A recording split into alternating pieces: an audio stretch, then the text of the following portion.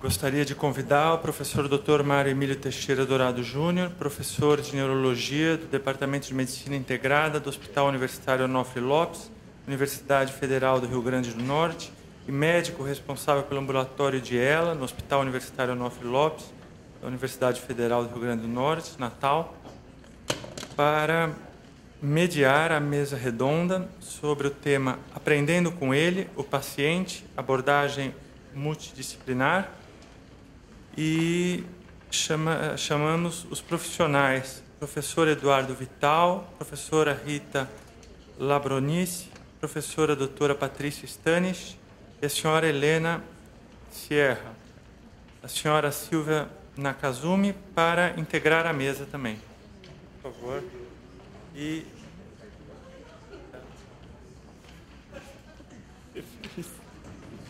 gostaria também de aproveitar a oportunidade novamente para agradecer à Câmara Municipal de São Paulo por ceder o espaço e pelo apoio da equipe do vereador Marco Aurélio e a senhora Cleide, aos nossos patrocinadores, Invel, Renova Resíduos, Lumiar, Zopone Engenharia, e aos nossos apoiadores, Academia Brasileira de Neurologia, Exact Target, Marketing Digital, Associação Procura da ELA e Instituto Paulo Gontijo.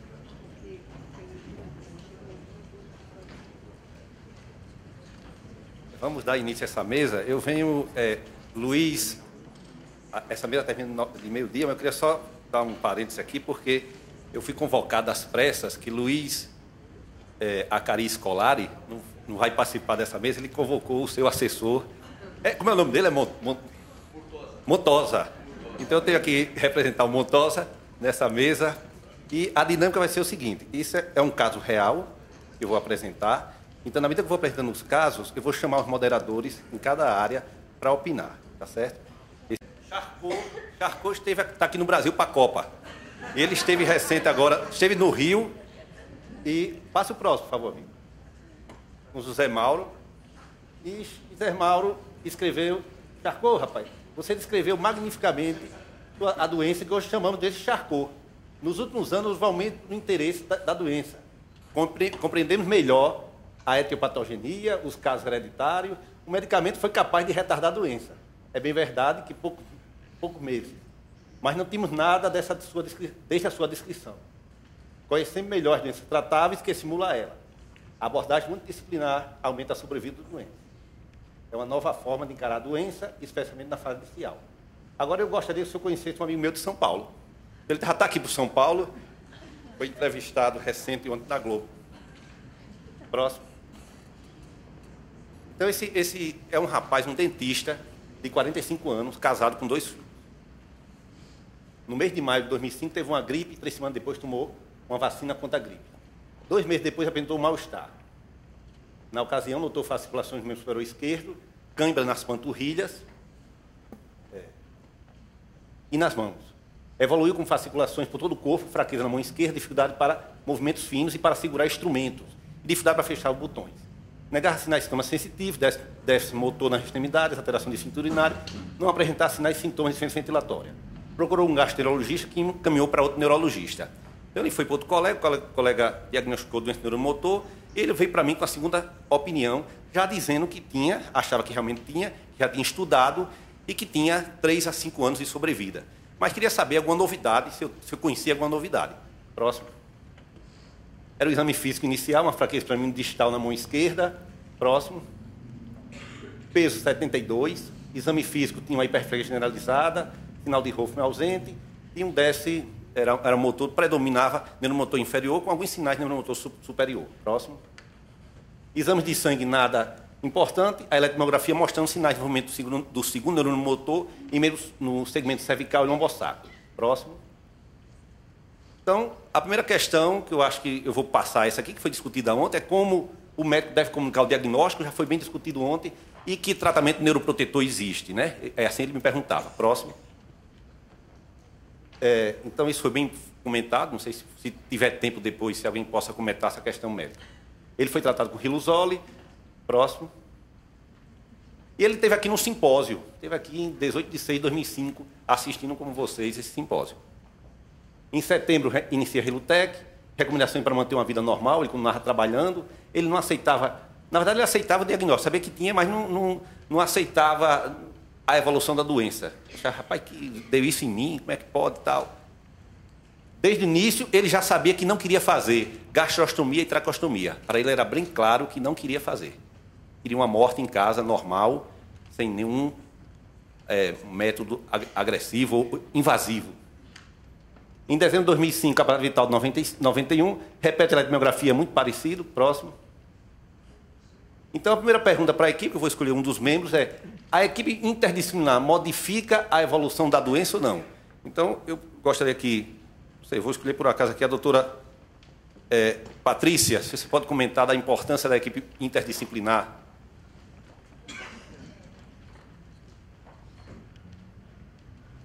O que nós sabemos a respeito da equipe multidisciplinar, em todos os congressos internacionais para o tratamento, que vão falar, os estudiosos vão falar sobre o tratamento da ELA, muito de nós esperamos pelos tratamentos medicamentosos, por terapias que possam trazer uma expectativa maior da sobrevida. E essas são as aulas, as apresentações de maior número de pessoas na plateia. E, por incrível que pareça, nos últimos 4 anos, nós temos ouvido trabalhos dizendo que o que muda o curso da doença de uma forma efetiva e o que melhora a adesão do paciente ao tratamento e a melhora da qualidade de vida é o tratamento multiprofissional. E isso tem trazido aos centros que cuidam de pacientes com ela no mundo a expectativa e a necessidade de criar equipes que tenham especialização e que tenham expertise em tratar esses indivíduos, e que isso sim pode modificar o curso das coisas. Talvez seja de uma forma ainda muito abstrata que nós possamos falar isto, porque nós não temos números para comprovar isto, mas nós bem sabemos o quanto isso pode transformar o tratamento e, consequentemente, a evolução da doença. Obrigado. Alguém na mesa quer fazer algum comentário sobre esse tema? Bom, falando da fisioterapia respiratória, a gente observa que os pacientes com prognóstico aí limitado, que a gente consegue ter acesso à literatura, mas essa realidade ela tem sido mudada. A tecnologia que esses pacientes estão sendo, que tá sendo disponíveis para eles, acabam mudando, o prognóstico, aumentando a sobrevida, e é exemplo até da minha apresentação. Então você vê, por exemplo, a questão do aumento de sobrevida em relação à ventilação não invasiva e outras questões, outras intervenções que também podem não mudar a evolução, mas no sentido de evitar as complicações, falando da fisioterapia respiratória. Obrigado. Próximo slide. Então, realmente, é bem demonstrado as evidências nível B sobre as melhoras dos cuidados na equipe interdisciplinar. Próximo slide. Próximo slide. Então, a partir de janeiro de 2006, ele relata piora da fraqueza muscular, alteração da marcha, sofreu quedas, dificuldade para levantar do chão. Essa é a escala funcional que a gente usava naquele momento, a nova versão. Estava usando Relutec, tamoxifeno, complexo de vitamina, creatina pura, geléia real. O exame físico chamava a atenção às fasciculações, a hiperreflexia, já aparecia o sinal de Hoffmann e de Babinski lateral e uma espasticidade no membro inferior direito, com sensibilidade normal. Próximo.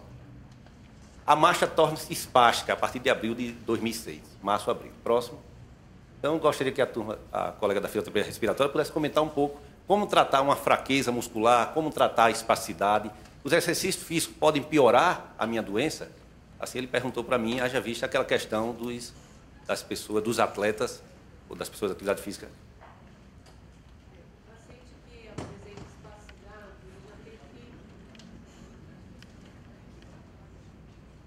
Alô? O paciente que apresenta espasticidade, ele tem mais gasto energético para se mobilizar, Então, assim, a recomendação é muito alongamento, muito relaxamento, órteses para posicionamento e descanso. A partir desse momento que ele consegue entender isso, ele tem que pensar também em conservar energia. Se ele está muito espástico e gasta muita energia para andar, então ele precisa de uma cadeira de rodas, É essa qualidade que vai dar melhor qualidade de vida, melhor qualidade de movimento e melhora nos seus músculos. Então, se ele descansa mais, se ele relaxa mais, ele não vai ter gasto energético. É o que nós falamos o tempo todo, a mesma linguagem hoje nas nossas aulas, né? Outra coisa que ajuda muito é a utilização do BiPAP. Então, o paciente que descansa mais, na hora que ele tem que fazer alguma atividade, mesmo com a espacidade, ele não vai gastar tanta energia, né? Em relação à fraqueza, a espasticidade, ela vem realmente quando o músculo também está mais fraco. Tá? Então, assim, o exercício para a gente tentar contrabalancear isso é muito importante. Eles perguntam bastante, você comentou bem já na sua aula, sobre a individualidade, mas qual seria a melhor técnica de reabilitação, de fisioterapia? Então, eles estão questionando para a gente essas modas de pilates, Nesse RPG. caso de espasticidade, então, muito alongamento, exercício passivo, relaxamento, massagem, as órtices para relaxar mesmo, porque a espasticidade pode dar um pé mais caído. Então, só de posicionar melhor o pé, você já está alongando, você já está relaxando, já está segurando mais essa fraqueza muscular também e diminuindo a espasticidade. Então, existe sim um tratamento. E também tem medicação para a espasticidade. Então, aí a gente precisa do médico também ajudando com algum medicamento para diminuir um pouquinho a espasticidade. Exercícios na água são os mais recomendados, desde que o paciente possa ir para a piscina.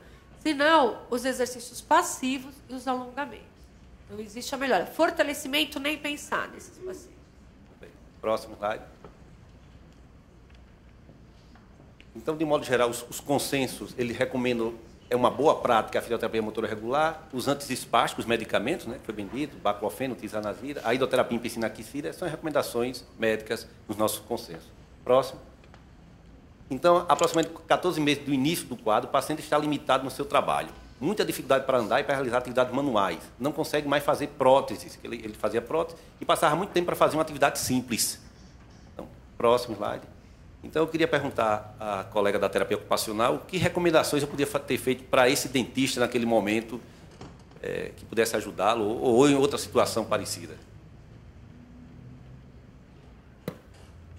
Bom, para atividade laboral, como é uma atividade dentista, é uma atividade que exige muita coordenação motora fina mesmo, e pela fraqueza da mão esquerda dele, eu não sei qual é a destreza dele, mas eu espero que ele vai ter muita dificuldade sim. Algumas coisas que ele fazia, ele vai ter que passar para algum ajudante, para algum auxiliar para estar fazendo.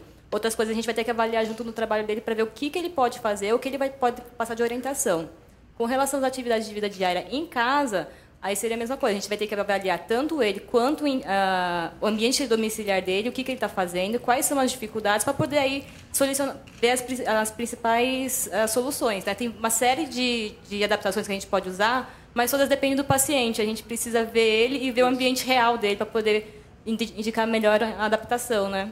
Seria um caso bem individualizado, né? Não tem uma receita de cozinha, não existe receita de bolo. Cada caso vai ter que ter uma terapeuta que vá avaliar e vá ver as necessidades. No caso específico desse dentista, ele foi aos poucos perdendo realmente e transferindo a clínica dele para o seu sócio.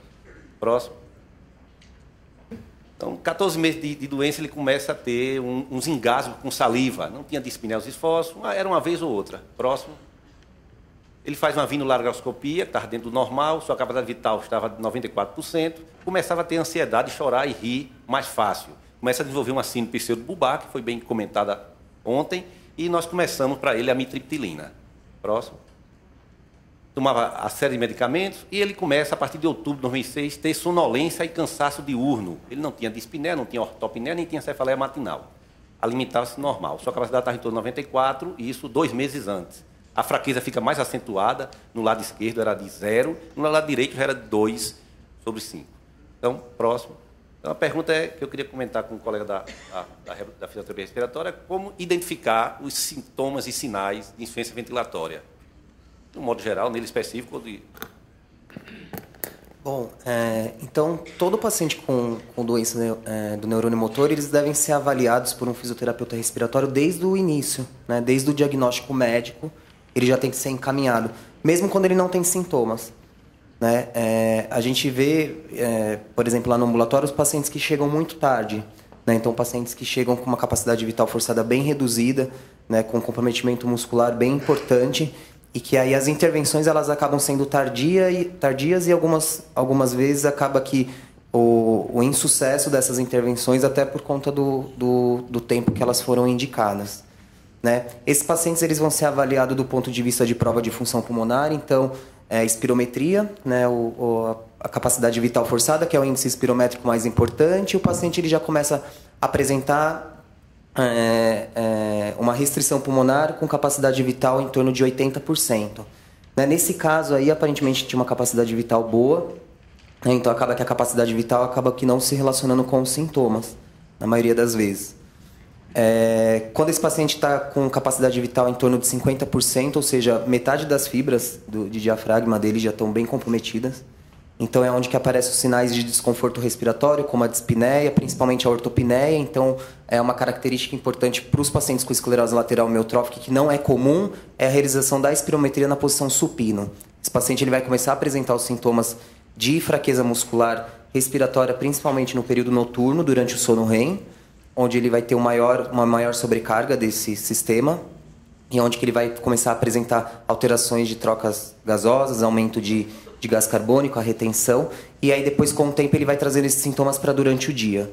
Né, os sintomas de hipoventilação que devem ser investigados a cada consulta, então nesse caso o paciente negou, mas um dos principais e bem característico é a cefaleia matinal bifrontal, a sonolência excessiva diurna, então o paciente dorme relativamente bem, do ponto de vista dele, a noite inteira, mas permanece o dia inteiro sonolento, isso não é normal.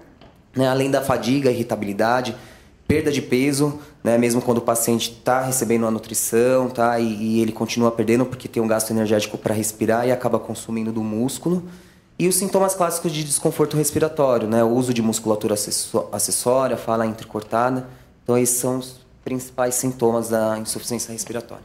Com que frequência o paciente deve ser avaliado essas provas respiratórias? Recomenda-se a cada 3 meses, né? Desde o diagnóstico e a cada 3 meses. E mesmo depois que esse paciente acontece do envolvimento bulbar, a gravidade do envolvimento bulbar, e ele não ser capaz mais de realizar as provas de função pulmonar, eles devem continuar, porque tem outras medidas indiretas para estar avaliando esses pacientes. Bem, vamos seguir, amigo. Próximo. Então, em janeiro de 2007, ele andava já com dificuldade, tinha dor nas pernas quando se levantava. Ele fez um polissinograma. Eu pedi um polissinograma, ele tinha dessaturações noturnas de oxigênio. Fez a eletromiografia, repeti, eu chamei a atenção naquele momento, o nervo frênico estava excitável, tinha uma amplitude de 180 microvolts. A capacidade vital dele estava 72%. O exame físico, marcha Spark, peso 70 quilos, achava que aumentou 2 quilos, espacidade menos inferior e fraqueza proximal já começava a desenvolver. Próximo. Aqui eu fui na sua casa um dia, observa-se aqui a fraqueza já e a atrofia do deltoide, importante. Ele não queria ir mais a médico. Você disse, rapaz, eu vou na sua casa. Ah, vem. Tá, morava perto de mim, eu fui visitá-lo. E conversamos, já adiantamos. Eu já sabia que ele não queria, eu puxava o assunto. E a gastrostomia, rapaz? E a ventilação não invasiva? Ah, não, isso já estou bem decidido, eu sei da minha vida, tal. Tudo bem. Próximo. Então, as perguntas eram, como investigar a insuficiência ventilatória? Quando indicar a ventilação não invasiva, ele seria um bom candidato para marcar passo diafragmático? Você falou antes, mas só para dar uma reforçada nessas perguntas. Bom, então, a questão da investigação da insuficiência ventilatória eu já mencionei. Esse paciente, então, quais são os critérios de indicação de ventilação não invasiva? Então, hoje, o consenso diz uma capacidade vital forçada menor do que 50%, acompanhado de sinais e sintomas de hipoventilação alveolar, né, uma PI menor do que 60, né, uma pressão inspiratória, uma PCO2 maior do que 45. Então, esses são os indicativos aí para a introdução da ventilação não invasiva. Mas, na prática, a gente vê que o que acaba sendo o soberano acaba sendo os sintomas de hipoventilação. Então, muitas vezes a gente tem paciente com uma CVF baixa, né, ou pressões inspiratórias baixas, sem sintomas, então esse paciente precisa ser observado mais de perto, aguardar um pouco mais, até por conta do envolvimento bulbar, que pode acabar mascarando muito a prova de função pulmonar, né? Então esse envolvimento mais superior acaba que mascarando a real condição da função pulmonar.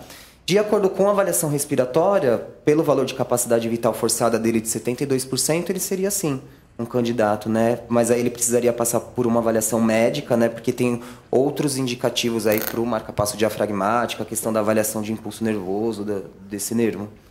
E o que seria importante nesse momento para esse paciente com 72% de capacidade vital forçada seria a introdução dos exercícios de empilhamento de ar, que é muito importante, né? Então, os exercícios com ambu, respiração glossofaríngea. Então, nesse momento, seria a principal intervenção da fisioterapia respiratória.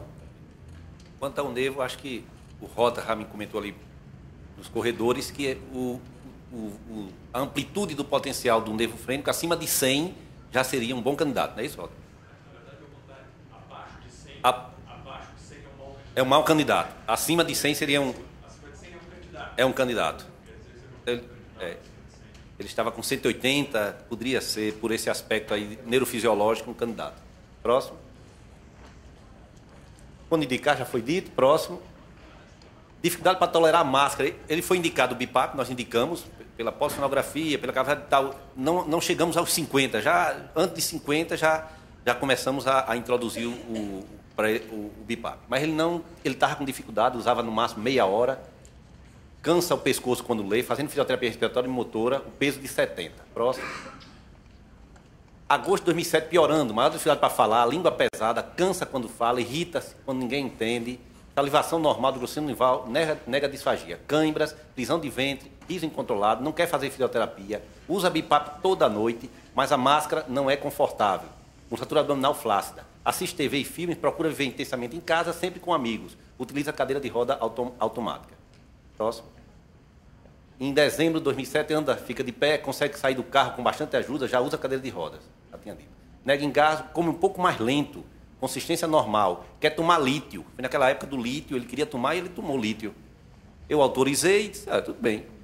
Bom, agora vamos fazer os controles da litemia e tal. O uso de BIPAP, pelo menos uma hora, capacidade vital de 61. Próximo. Em março, cansa ao falar, só dorme em cadeira de balanço, capacidade vital de 53, cialorreia, disfagia para líquido, alimento fica preso na garganta. Próximo. Como avaliar e tratar a disfagia? Indicações para alimentação por sonda? Qual é a melhor dieta? Hipercalórica? E o tratamento da cialorreia? Então, aí eu acho que seria um combinado na nutrição com a fono para dar essas questões e outras questões sobre o tema.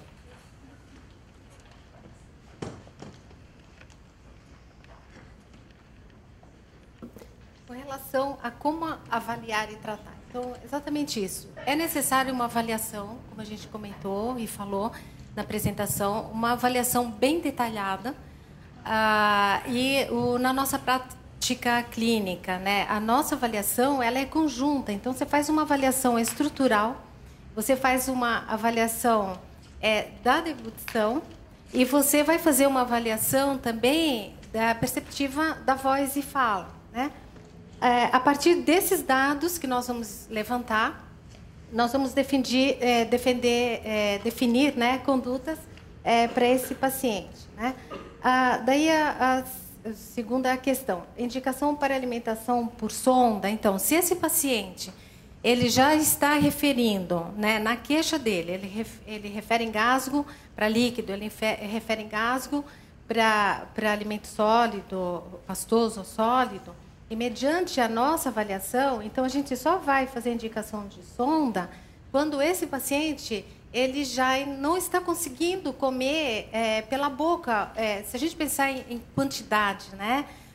Então ele come pouco, então aí a gente entra, a Patrícia pode falar, né, do aporte calórico, né? Então ele já não tem aporte calórico suficiente e aí a gente vai em consonância com a nutrição. Falar sobre essa questão. Nós vamos entrar com sonda ou não? Que sonda, né? Qual é essa via alternativa? É sonda nasointeral? É sonda nasogástria? É gastrostomia?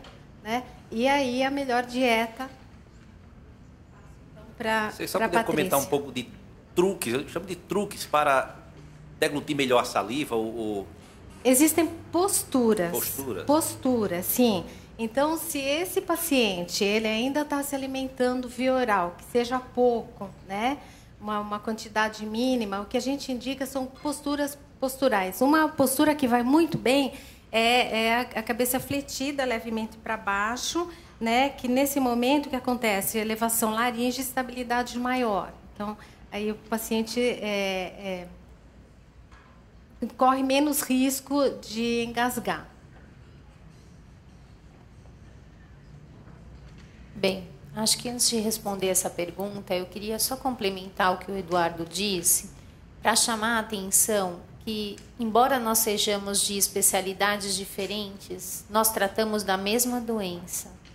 E está muito bem definido que há uma disfunção motora, e esse é o principal, é o começo de todo o quadro neurológico aqui apresentado. E as escalas de funcionalidade aplicadas a esses pacientes podem nos dar um norte, uma previsão do que nós temos que fazer com o indivíduo. Então, há uma correlação forte entre a perda da função medida pela escala com o aparecimento dos sintomas, como esses que estão sendo apresentados aqui.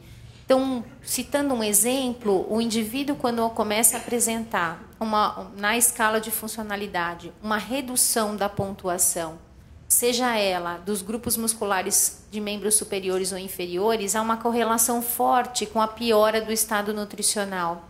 E o contrário é verdadeiro. À medida que o estado nutricional piora, mesmo que a função esteja levemente comprometida, é um sinal de que vai piorar a função motora. Então, há uma correlação muito forte entre a disfunção motora e o aparecimento dos sintomas que estão sendo apresentados aqui. Então, se o neurologista, junto com a equipe multiprofissional, trabalhar em conjunto pensando que a escala de função pode ser um norte, nós teríamos um tratamento muito mais preventivo do que paliativo nesses pacientes. Então, eu acho que esse é um recado que tem que ficar a todos nós. E falando aqui da pergunta, disfagia é um sintoma de uma dificuldade motora, né?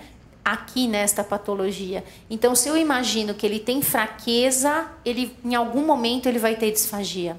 Seja ela mais leve, seja ela um pouco mais intensa. E quem diagnostica disfagia é o fonoaudiólogo. Mas o nutricionista tem indícios disso. Então, o paciente começa, não só engasgo é disfagia, né? O paciente fica mais lento para alimentar, o indivíduo deglute repetidamente, então não tem alimento na cavidade oral e ele está deglutindo. Então, tem alguns sinais que nos fazem acreditar que o indivíduo apresenta alguma dificuldade. E quando você chama a atenção à dificuldade, nós perguntamos assim, o senhor se engasga? Não. Por quê? Porque a pergunta afirmativa traz a ideia de que, nossa, então, se eu não estou me engasgando, eu vou me engasgar, então eu vou observar isto um pouco melhor ou vou adotar algumas manobras. Então, muitas vezes a disfagia fica desapercebida se não for um profissional bem treinado que estiver tratando do paciente. E quando você pensa, quando indicar a sonda, alimentação por via alternativa, eu diria que cedo, independente dos sintomas. Se nós só indicarmos gastrostomia para indivíduos que não deglutem mais, o poder da gastrostomia mudar o curso das coisas é muito pequeno. Se nós temos uma patologia que tem um tempo dependente, e a literatura diz 5 anos, 3, 5 anos, quanto antes, melhor, eu vou ter um maior potencial de tratamento do indivíduo. Então, eu diria que cedo.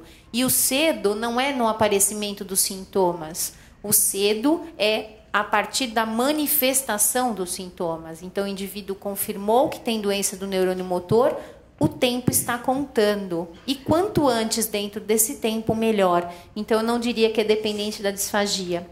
A melhor dieta é hipercalórica, de 25 a 30 calorias por quilo de peso atual. A dieta tem que ter alto teor de gordura? Alguém me perguntou isso do lado de fora, ali na entrada, e eu vou dizer a vocês que tem um estudo muito recente, norte-americano, em que eles apresentam 3 grupos de pacientes que fizeram dieta normocalórica, hipercalórica, sendo uma às custas de gordura, e eles observaram uma melhora da sobrevida dos pacientes que fizeram dietas hipercalóricas. É importante lembrar que esse estudo foi feito em indivíduos com gastrostomia. E aí eu pergunto, será que é o tipo da dieta ou será que é intervenção terapia nutricional? Pergunto mais, é fácil dar dieta hipercalórica por uma via alternativa? É difícil fazer um indivíduo que tem baixo apetite, dificuldade para deglutir, conseguir ingerir grandes volumes ou alimentos de alta densidade calórica, principalmente provenientes de gordura, que vão trazer gastroparesia, que vão trazer dificuldade de digestão, refluxo, e pacientes que têm um risco iminente de broncoaspiração, efetiva ou silente. O indivíduo pode broncoaspirar sem nem tossir. Então, tem uma série de coisas em relação à dieta hipergordurosa que nós precisamos ter cuidado. Ela é de valia, porque a dieta hipergordurosa é hipercalórica em pequenos volumes, mas não servem a todos os pacientes, precisa individualizar. E quando utilizar suplemento? Do começo. Há um trabalho grande dizendo que os indivíduos que foram bem nutridos desde o começo da doença têm uma resposta de evolução melhor do que aqueles que só são suplementados ou bem nutridos quando o emagrecimento aparece.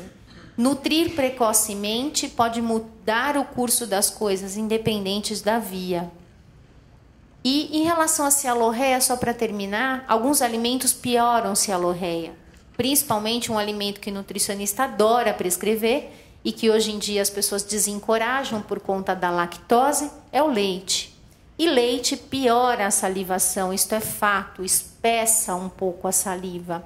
Então, nós precisamos conversar com a fono e com a nutrição quais seriam os substitutos e as manobras para isso, antes de tirar leite dos indivíduos, que é um alimento fonte de cálcio, fonte de proteína e fonte de energia.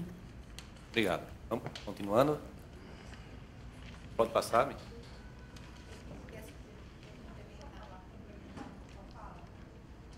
30 segundos? Pronto. Tem meia. Meu nome é Ana Lúcia, eu trabalho junto com a Helena e com a Adriana.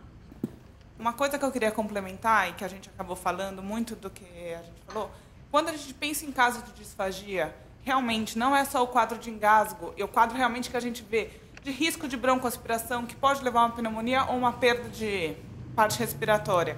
A gente tem que pensar em toda essa evolução. No momento que o paciente entrou com uma alteração de fala, nós estamos falando das mesmas estruturas orofaciais. Ele já está tendo uma dificuldade particular, o que ele vai fazer com esse bolo alimentar? Como que ele vai comer? Nessa hora, a fono tem que ser acionada muito precocemente. A gente pode ter, uma das estratégias que a gente pode ter, é a parte de adaptação da dieta. Será que ele não perdeu o peso porque ele ficou com uma alimentação sólida, seca, durante muito tempo? Isso leva a um maior gasto calórico. Então, deixa eu adequar essa dieta antes para ver o quanto que eu consigo aumentar de ingesta. Quanto que eu posso fracionar essa dieta durante o dia inteiro para ele conseguir receber mais. Então, a gente não espera chegar uma alteração de deglutição daquela que todo mundo vê, mas uma alteração de fala já justifica. Então, a fono tem que entrar logo no começo, junto com todo mundo, para a gente pensar. E com relação à parte da cialorreia e da alteração de deglutição de saliva, que pode levar a uma alteração de parte respiratória também, a gente sempre discute muito com os neurologistas e com os médicos que estão acompanhando, quanto a medidas de redução de saliva também. Porque isso pode levar a uma piora respiratória, piorar a parte respiratória, piorar a parte de deglutição, e a gente vai perder mais ainda de possibilidade desse paciente continuar se alimentando, que é o desejo dele. Bem, tá bom? Bem. A reserva veio a calhar na hora certa. Vou comunicar a Luísa Cari, Scolari. Está contratada. Próximo. Ele não aceitou gastrostomia. Próximo. Cada vez mais difícil entender o que Paulo fala. Próximo.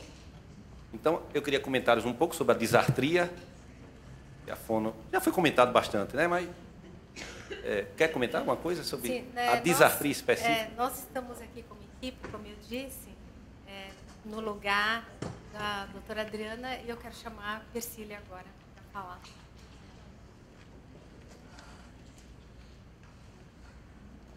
Vamos lá, é a segunda substituição. Bom dia a todos, né?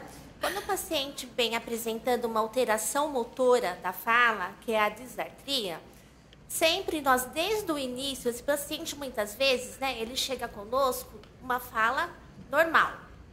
Sempre nas primeiras consultas, o paciente, como é uma doença, né, neurodegenerativa, ele vai evoluindo com uma piora da fala.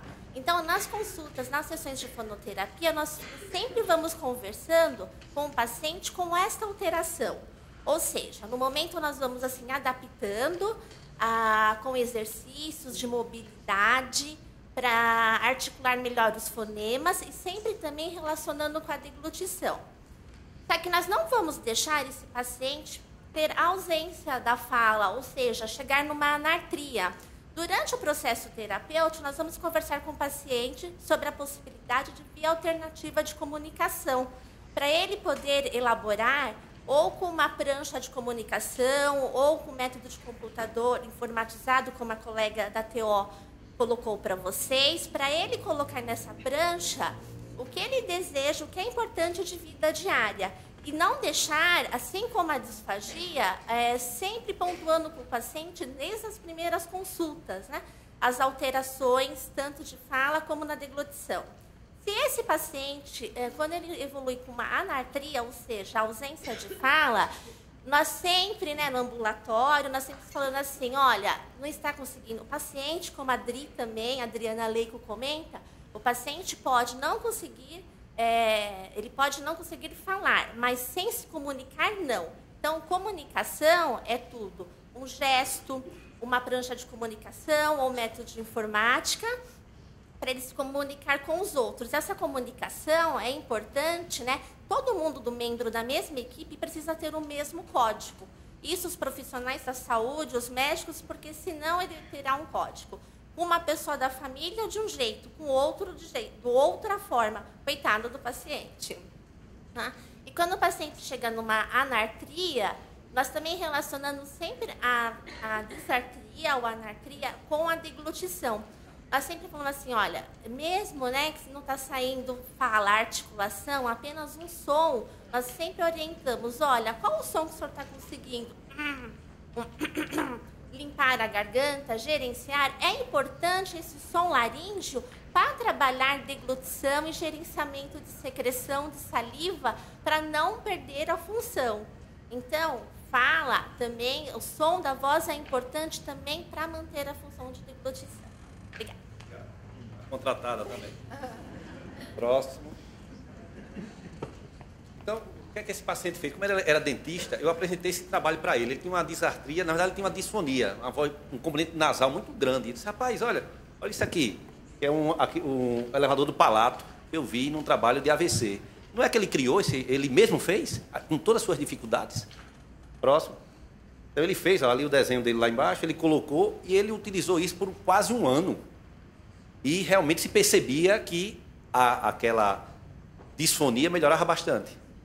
Um método que ele mesmo desenhou, ele com o sócio dele, ele desenhou, escreveu, o sócio fez o aparato, o dispositivo. Próximo. Está muito irritado, sem força para suportar o peso da cabeça. Ainda se alimenta por via oral, se engasga diariamente, mas não aceita a gastrostomia. Próximo. Dorme muito mal, ainda na cadeira de balanço, BIPAP das 10 até meia-noite. Capacidade vital de 30% a 40% em 2008, em julho.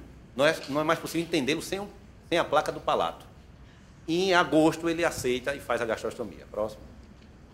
A última saída ao shopping, tomou cerveja com canudo, se locomoveu com cadeira motorizada, ainda consegue guiar. Ficou muito chateado com o olhar das pessoas. Deixou bem registrado que ele usava o computador. Próximo. Não consegue manter a cabeça para frente, fica todo o tempo com a cabeça para baixo, sente muitas dores no pescoço, dorme na poltrona, constipação intestinal, chora todo dia. Próximo. Então, eu queria pedir à colega da fisioterapia, como a gente... Essa questão do pescoço, que é uma coisa importante demais, como manejar, que orientações, e a colega da terapia ocupacional também, se pudesse dar uma opinião. Então, nós trabalhamos em parceria mesmo. Né? Então, assim, principalmente quando o paciente sai de casa, anda de carro, colar cervical. Tem vários tipos de colar, mas assim, precisa ver qual que o paciente vai se adaptar. Não é para usar o dia inteiro. Fora isso, um bom posicionamento do pescoço, com cadeira, com inclinação, com almofadas, e as cadeiras também com apoio de pescoço. Tá? Eu fiquei pensando um pouquinho nessa última saída. Por que a última saída? Porque ele não pode sair mais, né? Ele poderia até hoje. Ele pode sair mais. mesmo, assim, a cadeira de rodas motorizada, mesmo que a mão esteja um pouco complicada para ele mexer, tem outras alternativas, e mesmo que se ficar muito difícil, ele pode, outras pessoas podem empurrar. Existem alternativas para o convívio social, não tem por que restringir isso, né? E se utilizar a ventilação não invasiva, também, como mostrei na apresentação, dá para adaptar uma bandeja, tem como ele ter o convívio social ainda, apesar da dificuldade motora, isso não deveria ser limitado. E outra coisa, talvez você pode estar limitando um pouquinho também, é a parte da comunicação, dele não conseguir se comunicar com as pessoas, e aí tanto a TEL como a fono a gente pode atuar nisso, porque ele precisa ter sistema de comunicação para ter em casa e para ter em ambiente externo. Se ele se comunica com o computador, ele não vai carregar o computador para o shopping, por exemplo. Ele vai usar uma plaquinha pequena, alguma coisa menor para poder se comunicar. E aí isso a gente vai ter que ver a necessidade dele, mas ele tem a possibilidade de ter vida, e é isso que a gente precisa puxar um pouquinho dele. E aí acho que a psicóloga também ajudaria muito a gente nesse trabalho, né? Próximo. A última festa de Paulo, que ele sai, a formatura do pré do filho, ficou chateado com a olhar das pessoas. Alguns conhecidos perguntavam se ele era lúcido. Isso chocou bastante ele. Era lúcido, e ele lúcido, consciente. Próximo. Dialorreia intensa, próximo. Inicia os textos. Até então, ele não queria nenhum apoio de alguém. Era a mulher dele, a esposa dele, que tomava conta. Ele aceita os textos de enfermagem e faz um rodízio com ele. E cuidadores. Próximo. Insônia, dores, ortopneia, dificuldade para tossir. A fisioterapia dele proíbe alimentos orais, muita secreção. Ele ouviu, mas não aceitou. Conversamos sobre traqueostomia eletiva. Em algum momento eu puxava o assunto que ele já sabia. E aí, Paulo, está com aquela mesma ideia? Tá. Muito bem, próximo. Quando iniciar essa conversa para traqueostomia eletiva? Quando indicar? Bom, em relação à traqueostomia, eu venho de uma formação de que a traqueostomia é a última opção para o paciente com esclerose lateral amiotrófica. Mas eu não sou contra totalmente a essa indicação. Eu acho que todo paciente, desde o início da primeira consulta, é uma questão também de educação. Então, algumas coisas devem ser ditas logo no primeiro encontro. Né? Um exemplo, por exemplo, a questão do uso do oxigênio, né? A questão desse paciente dar entrada no pronto atendimento. Então, e a traqueostomia é uma situação que deve ser conversada. Porque existe a questão da traqueostomia eletiva e tem a traqueostomia de urgência. Então, esse paciente ele pode ter uma complicação respiratória, isso não foi conversado com ele dá a entrada no hospital e, por autorização da família, ele ser traqueostomizado e ele acordar numa situação que ele não gostaria de estar. Então, acho que tanto a eletiva quanto a de emergência deve ser comunicado e quando esse paciente começa a apresentar as dificuldades respiratórias. Eu vou correr rápido e fazer perguntas e respostas rápidas, que a gente já está no tempo. Próximo. Quando indicar, próximo. Pode-se indicar de emergência, né? Em as instituições, semi-emergência, próximo. As vantagens e a desvantagem, próximo. Foi citado. Ele tem uma pneumonia e uma parada respiratória em maio de 2009 e vai para a urgência. E quando ele acorda da urgência entubado, perguntamos novamente a ele, você quer ser traqueostomizado? Ele não queria. Então, ele balança a cabeça e diz que sim. A esposa vem, pergunta também, sim. O médico pergunta, sim. E ele é traqueostomizado. Próximo. O intestino agora só funciona com lavagem, Paulo sai do hospital, teve uma parada respiratória por rolha, e o técnico de enfermagem prontamente fez a remoção, e quando chegou a unidade de emergência lá, ele já estava tranquilo. Cada dia mais depressivo, não quer viver assim, pede para desligar o BIPAP. Próximo. Ele escreve isso, ó. É o texto que ele escreve. Viver e morrer é natural, chega até ser ótimo, terrível é estar preso num corpo inerte, sem poder viver nem morrer. Próximo. Quando iniciar cuidados paliativos, próximo. Eu vou passar um pouco, não é uma tarefa difícil. Próximo. A comunicação através de tabelas, ele começa a ter dificuldade no computador, não emite mais nenhum som, passou a dormir em cama hospitalar, as mãos ficam posicionadas em pequenos travesseiros, ele usa o sino de inox para se comunicar. Foi bem, uma época muito boa com o sino, próximo. Aí ele escreve isso para mim. Ele tomava suas cervejinhas, continuava tomando sua cerveja. E a esposa ligou para mim, Mário, não aguento não. Quando ele toma cerveja, ele fica cheio de secreção, e a gente pensa que ele vai morrer. Aí eu disse para ela, olha, bota uma cerveja sem álcool. Rapaz, foi uma desgraça. Aí ele manda um e-mail para mim. Imagino que deve ser difícil tratar inúmeros pacientes com diferentes personalidades e costumes, os mais variados possíveis. Mas vamos comentar meu caso. em especial. Sempre fui radicalmente contrário à traqueostomia. E olha que eu nem sabia que iria sair do hospital sem poder comer, beber e mudo. Não aceito sobreviver assim.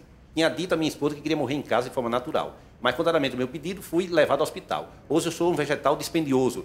Não tenho conhecimento da rotina de casa, nem participo das conversas, passeio e viagem. Antes da minha maldita traqueostomia, eu era homem participativo, além de gerenciar a casa, e tinha 2 passatempos, um computador e tomar minha cerveja nos finais de semana. Atualmente não consigo ficar mais de 30 minutos com a ajuda de um técnico. Desta forma, prezado doutor, só restou-me cervejas no fim de semana, 5 a 6 latinhas. Portanto, respeito bastante a sua decisão médica, mas confesso não ter condições para segui-la. Não obstante, peço humildemente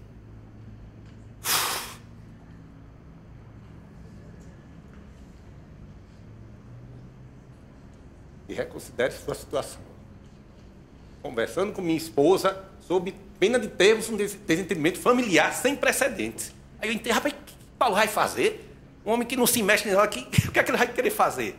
Eu disse, rapaz, aí estou decidido a reverter a traqueostomia. Próximo. Aí eu passei um e-mail para ele. Paulo, suas considerações são verdadeiras. Preciso de um pouco de tempo para estudar a questão da reversão da traqueostomia. Dentro de poucos dias irei à sua casa, mas fico à disposição para conversarmos através de e-mail. Essa foi a minha resposta. Eu vou dar uma estudada, porque alguém já deve ter passado numa situação similar. Né? Eu quero tirar minha traqueostomia. Eu tiro ou não tiro? Eu acho que ele tem o direito, por autonomia, de decidir a vida dele. E ele disse para mim que não queria ser traqueostomizado. Aí eu fui na casa dele, próximo. A gente terminou tomando uma cerveja. Aí tomamos uma cervejinha lá e chegamos a um acordo. Paulo, beba, mas beba com moderação, rapaz. Mas, Mário, só sexta, sábado, domingo. Tudo bem, mas não fica, tu fica cheio de secreção aqui, tua mulher passa um desespero. Ah, tudo bom, tá, beleza, vou diminuir. Aí ele mudou, ele passou a tomar vinho. E o vinho parece que está melhor a situação para ele. Próximo. Paulo passa muito mal após lavagens intestinais. Ele até estuda, pensou fazer uma colonostomia. Não sei se você já viu isso, Patrícia, para algum paciente com ela que, de tanta constipação intestinal, tem que fazer radicalmente uma colonostomia? Na verdade, eu nunca vi nenhum paciente que tem que chegar ao ponto de fazer uma colostomia. O que nós sabemos é que dá para manejar a obstipação e, hoje em dia, o uso de simbióticos tem nos ajudado muito. Então, utilizar produtos que tenham lactobacilos com a finalidade prebiótica e utilizar fibra junto, de preferência fibra solúvel, FOS, que faz a função simbiótica. Então, eu vejo ainda a capacidade de tratamento de obstipação antes de tomar uma decisão tão agressiva quanto fazer uma colostomia. Próximo.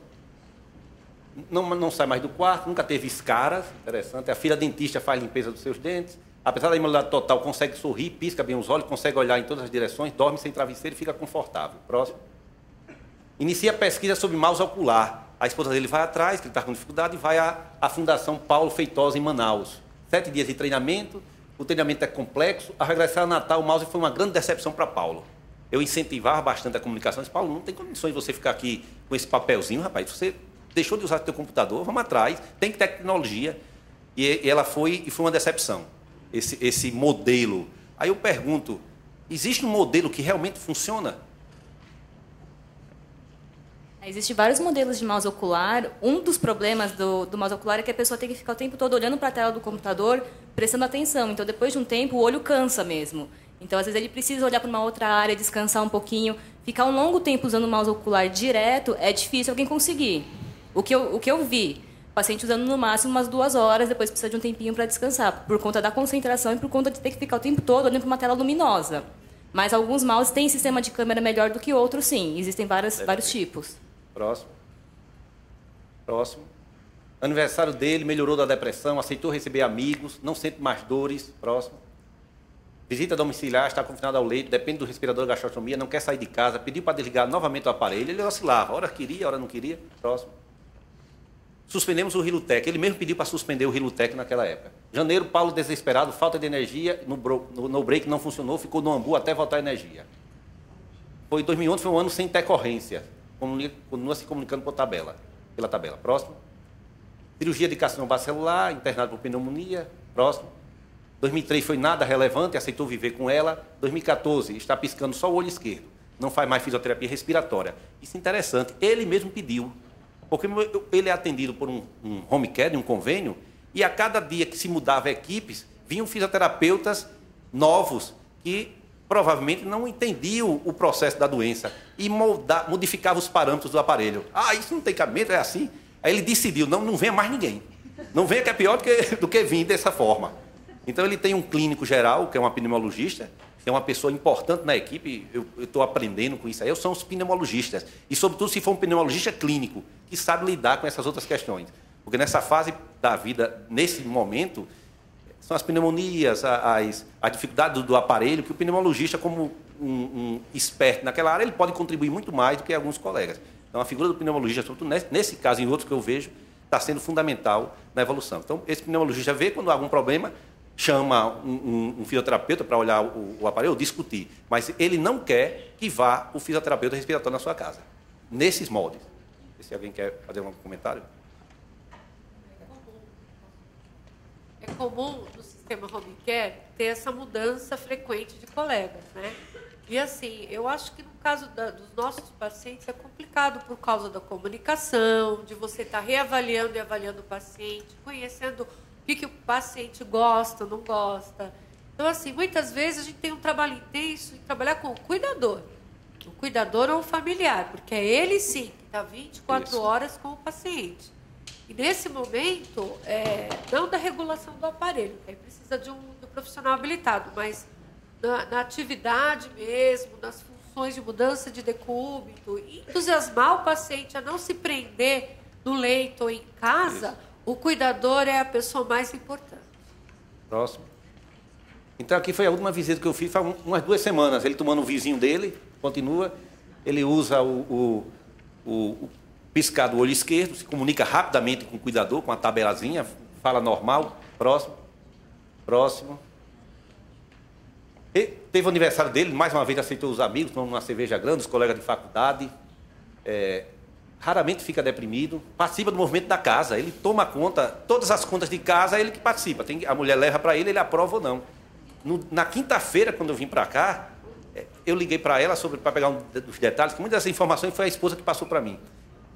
Ela disse, não, Mário, eu acabei de vir da Polícia Federal, tive que ligar para o cuidador para perguntar a ele sobre detalhes de um documento que eu tinha, ele diz, normal, ele orienta a gente todos os fatos que ocorrem na casa dele. Próximo. Muito bem. Deixa a mesa aí para os comentários finais. Esse é o caso de Paulo. Eu tento, rapaz, eu conversei a questão da comunicação e de levá-lo, de sair. Paulo, rapaz, vamos ver o campo aqui, cara. Aí eu mostro o exemplo daquela senhora que a Karen mostra aqui, que foi ao circo. Eu estou à disposição, chamo uma equipe de gente, vamos botar você nesse carro, rapaz, ficar aqui preso nessa casa. Mas ele viveu naquele mundo ali. Eu não sei, eu acho que um dia ele vai aceitar. Ele vai aceitar, eu acho. Alguém quer fazer as considerações finais da mesa? Só uma coisa que eu acho que eu não deixei claro em relação à traqueostomia.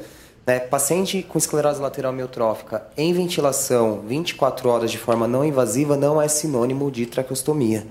Então, a indicação e a avaliação, cada caso é um caso. É possível, sim, o paciente ser dependente do ventilador 24 horas e não estar traqueostomizado. Existe recurso, tecnologia disponível para isso. Então, ventiladores que permitem uma ventilação, por exemplo, com peça bucal. Então, como se fosse um canudo numa adaptação. O paciente vai receber inspirações ali. Então, mas cada caso é um caso, É bem pontual a indicação da tráqueo. Uma outra coisa importante ainda que eu não comentei, quando entrou no caso das questões das queixas de disfagia, então a atuação da fisioterapia respiratória.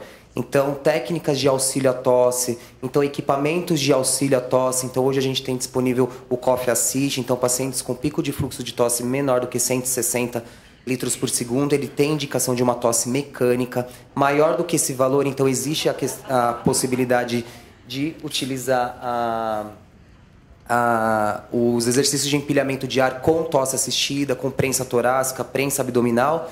E um outro ponto também nesse caso, a questão de cada fisioterapeuta ir lá e mudar, mas eu acho que o principal nenhum fez, que foi a transição desse BiPAP para um ventilador volumétrico. Hoje ele é um paciente de sobrevida, então ele precisa de um equipamento de sobrevida. O BiPAP não é um equipamento de sobrevida. O BiPAP ele não tem essas características, né? O BiPAP ele é um equipamento de ventilação não invasiva e para o noturno. Quando o paciente passa a usar 24 horas, ele já tem que ir para um volumétrico, ele precisa de um equipamento que tenha bateria interna. Então, essas características que são importantes. Não é a nossa realidade no Brasil, mas a gente tem tentado mudar. Muitos pacientes são ventilados no BiPAP via traqueostomia. Consegue ser ventilado? Consegue, mas o risco é muito maior e não é o ideal. Então, acho que um colega fisioterapeuta respiratório deveria ter dado essa sugestão ao invés de tentar ficar mudando lá a pressão e tempo, isso, aquilo, e deixar ele desconfortável, provavelmente. Tá bom, obrigado. É só para concluir que a entrevista ontem com a Cari, do Charcot, gosto de chamar como doença de Lou Gehrig, a enfermidade que o senhor dominou de ela. Lou Gehrig, o maior jogador de beisebol norte-americano, foi acometido de ela e faleceu aos 37 anos. Agora eu gostaria que o senhor conhecesse a Brela. Ele deve estar chegando aí. Deve estar chegando por aí, o Charcot. Muito bem, foi estar encerrada a sessão com o almoço, né?